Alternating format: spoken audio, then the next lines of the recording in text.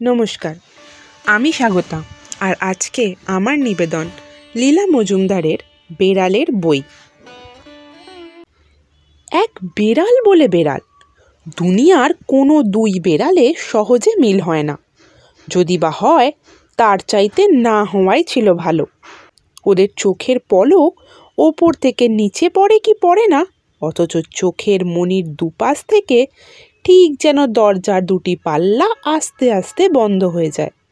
শান দেওয়া বাঁকা নখ থাকে থাবার খাপে গোজা, নরম নরম গা আর গলায় মিউ মিউ ডাক। তবু বলি সাবধান, আমার ছেলেবেলা কেটেছে পাহাড়ি শহরে। পাহাড়ের গায়ে ঘন বন, নানা পাখি ডাকে, খ্যাঁক শেয়াল জানান দেয়, শোঁ শোঁ বাতাস বয়, কুল কুল নদী ছোটে, ঝমঝম বাদল ঝরে, নদী ফুলে ফেঁপে ওঠে, পাগলা হাতির মতো ঝাঁপায়, মাটি কাঁপে। পাহাড়ের ঢালে আমাদের বাড়ির টিনের চালে বড় বড় শালিক নাচে। ধোঁয়া বেরোবার চিমনিতে দাঁড় কাক বসে হেরে গলায় বলে আ আ আ আ। বাগানে ফুলের বাহার, গাছে গাছে বিলিতি ফল, নাশপাতি, পিচ, অ্যাপ্রিকট, তুঁত ফল। চাঁদনি রাতে বিশাল ডানা মেলে বড় বড় বাদুড়রা আসে পাকা ফল খেতে। সকালবেলা পাখির ডাকে কান ঝালাপালা, তারাও বাদুড়ে আঁচড়ানো পাকা ফল খেতে আসে। সারাদিন তাদের পায়ের থুর থুর তুত্তুর শুনতে পাই। আমরা মুরগি পুষি, পায়রা পুষি, কালা মানিক বলে আমাদের ঘোড়া আছে। সে ছোলা খায়, গুড় খায়, কড়কচ নুন খায়। এরা সব থাকে ঘরের বাইরে, আর অন্যদের বাড়ির ভিতরে যারা বাস করে, আমাদের বাড়িতে তারা ঠাঁই পায় না। বড়রা বলেন ছি, ওরা বড় নোংরা। নোংরা কোথায়? পুঁটিদের কালো বেড়াল বদমেজাজি হতে পারে, তবে নোংরা নয়। আদর করতে গেলে ফ্যাঁচ করে নখ বের করে, আঁচড়ে খুনোখুনি করে। তারপর আধা দিন ধরে চেটে চেটে নিজের আগা পাঁচতলা সাফ করে। যেখানটা নাগাল পায় না, থাবায় থুতু লাগিয়ে সে জায়গাটাও ঘষে নেয়। মোটেই নোংরা নয়, তাকে শোনে। এমনি করে বছর ঘুরে শীতকাল এলো। কি শীত কি শীত! নদী নালার ওপর রোজ সকালে বরফে সর পড়ে থাকে। রাতে শুতে গেলে মনে হয় বিছনা বুঝি ভিজে সপ সপ করছে। আমার পা দুটো হিম, কিছুতেই গরম হয় না। দিদি আমার পাশে শোয়, তার পা গরম, তবু কিছুতেই ওর পায়ে আমার পা সেঁকতে দেয় না। একদিন মনের দুঃখে যেই না পা সোজা করেছি, অমনি নরম গরম কিসে গিয়ে পা পড়ল। লেপ তুলে দেখি একটা এই বড় ছাই রঙের বেড়াল লেপের তলায় গুটিসুটি হয়ে ঘুমিয়ে আছে। তার গায়ে পা রেখে সারা রাত আরামে ঘুমোলাম। সকালে দেখি সে নেই, তবে জায়গাটা গরম। এরপর থেকে ছাই বেড়াল রোজ আসতো, আমি ছাড়া কেউ তাকে দেখেনি। সবাই বলতে লাগলো, বাহ, ঘর থেকে সব নেংটি ইঁদুর হঠাৎ কোথায় পালালো?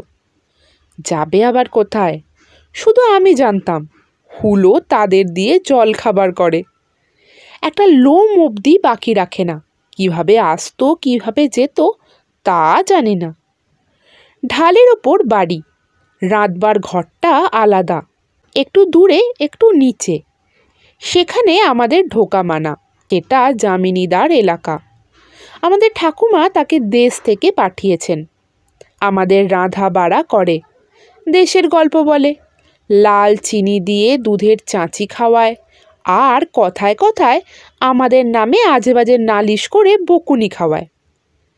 একদিন সে মাকে গিয়ে বলল, আমি যখন বড় বাজারে গেছি তখন পোলাপানরা পাকঘরে গিয়া ময়লা হাতে দুধের সর খাবলে খাইছে, সব দুধগুলান নাশ করছে। শুনে আমরা হাঁ। মা বললেন, দরজায় তালা দাওনি? তা দিছি, জানলায় জাল দেওয়া, ছোট জানলা বড়ই ছোট আর ছাদের সমান উঁচু, ওরা ঢুকলো কি করে? যামিনীদা মাথা চুলকে বলল, হ্যাঁ তো, আমি কইতে পারতাম না, তবু কেউ খাইছে। এসব শুনে আমার একটু খটকা লাগলেও কিছু বললাম না। হুলো আমার উপকারী। এরপর তার বার বড় বেশি বেড়ে গেল। সকালে মাছ কিনে এনে কেটে কুটে ভেজে সেগুলো শিকে তুলে রেখে যামিনীদা দুপুরে শুতে গেছে। বিকেলে রান্নাঘর খুলে দেখে শিকের দড়ি ছেঁড়া, শিকে ঝুলে আছে, নিচে মাছ ছড়াছড়ি, খিমচানো খুবলানো। সুখের বিষয় পেট পুড়ে মাছ খেয়ে ঘরের কোণে হাত পা মেলে হুলো ঘুমোচ্ছিল। সারা পেয়ে উঠে খোলা দরজা দিয়ে চোঁচা।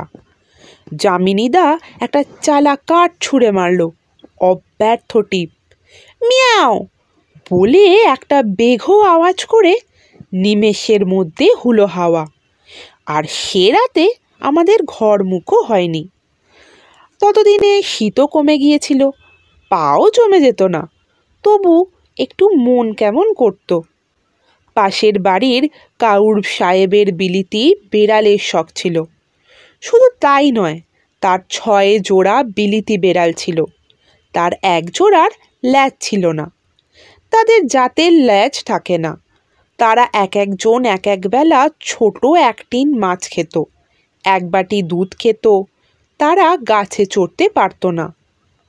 হুলো একবার এই দুটোকে তাড়া করেছিল। শেষটা পালাবার পথ না পেয়ে বেড়ার ফাঁক দিয়ে আমাদের বাড়িতে বেচারির হাজির হলো। সোনালি গা, নীল চোখ, পিছন পিছন গোঁফ ফুলিয়ে হুলো হাজির। তখন তারা অন্য পথ না দেখে খচমচ করে সামনের সরল গাছটার গা বেয়ে 10 হাত উঠে গেল। অথচ তারা কখনো গাছে চড়েনি। একটা ফ্যাকড়া ডালে পৌঁছে তারা ওকে আঁকড়ে ধরে মিয়াও মিয়াও ডাক ছাড়তে লাগলো। কিছুতেই নামতে পারে না। হুলো ততক্ষণে ফ্যাঁচর ফ্যাঁচর করে হাসতে হাসতে হাওয়া। শেষটা কাউই সাহেবের বেয়ারা এসে আমাদের মই লাগিয়ে গাছে চড়ে বেড়াল নামালো। এরপর আর মোটে একবার হুলোকে দেখেছিলাম। মনে হয় আশেপাশেই হয়তো আমাদের গুদাম ঘরের খড়ের চালের খুপড়ি জায়গাতেই আরামে থাকতো। ইঁদুরের অভাব ছিল না ওখানে। বাবার ঘোড়ার সহিস একদিন বিকেলে আমাদের ডেকে নিয়ে গেল, বলল মজা দেখবে এসে। গিয়ে দেখি পাশের বাড়ির 12টা বেড়াল ওদের বাবুর্চিখানার বারান্দায় সারি সারি খেতে বসেছে। খানসমা এক একটা টিন খুলে এক একজনকে মাছ পরিবেশন করছে। হঠাৎ একটা ঝলকের মতো কাঁটা ঝোপের মাঝখান থেকে বেরিয়ে সাঁই করে হুলো পয়লা বেড়ালের পাতের মাছটি তুলে হাওয়া। বেড়ালটাও ক্যাও ম্যাও করে উঠতেই খানসামা তার কাছে ছুটে এলো, আর সেই ফাঁকে হুলো আবার সাঁই করে লাইনের শেষের বেড়ালটির মাছটি তুলে নিমেষের মধ্যে ঝোপের মাঝখানে মিলিয়ে গেল। আমরাও খুঁজে দেখছিলাম, পাইনি। এর কিছুদিন পরেই আমার বাবা বদলি হয়ে গেলেন। আমরাও শিলং থেকে চলে এলাম, আর হুলোকে দেখিনি। আমার মনে হয় সে তারপর যেখানেই থাকুক নিজের আরামের সুবিধা করে নিয়েছিল। আহা, সে সুখে ছিল আশা করি। এর মাঝখানে আমার জীবনের অনেকগুলো বছর কেটে গেছে। ছিলাম ছোট মেয়ে, হয়েছি আধ বুড়ো। ছিলাম পাহাড়ে, থাকি কলকাতায়। গত 20 বছরে বেড়ালদের খুব কাছাকাছি আসতে হয়নি, তবে দেখেছি, শুনেছি। আমার শাশুড়ির ফুলি বলে একটা বেড়ালনি ছিল, সাদা সোনালি ডোরা কাটা, প্রায় কুকুরছানার সমান বড়। মাছ কুটতে কুটতে শাশুড়ি উঠে গেলে সে মাছ পাহারা দিত। কেউ কাছে এলেই দাঁত খিঁচুত, না গেলে নখ দেখাতো। তবে অমন সাধু বেড়াল আমি দেখিনি। যাদের দেখেছি তারা সবাই একটু তাহলে খুলেই বলি, মন দিয়ে শোনো। কেমন লাগলো আজকের এই গল্পটা? ভালো লেগে থাকলে অবশ্যই জানাবেন, আর লাইক করবেন, কমেন্ট করবেন, শেয়ার করবেন, আর চ্যানেলটাকে সাবস্ক্রাইব করবেন এরকম আরও নানান গল্প পাওয়ার জন্য। সাবস্ক্রাইব করে বেল নোটিফিকেশনে অল ক্লিক করে রাখবেন, যাতে এরকম গল্প আরও দিলে আপনার কাছে প্রথমেই নোটিফিকেশনে চলে আসে। ধন্যবাদ।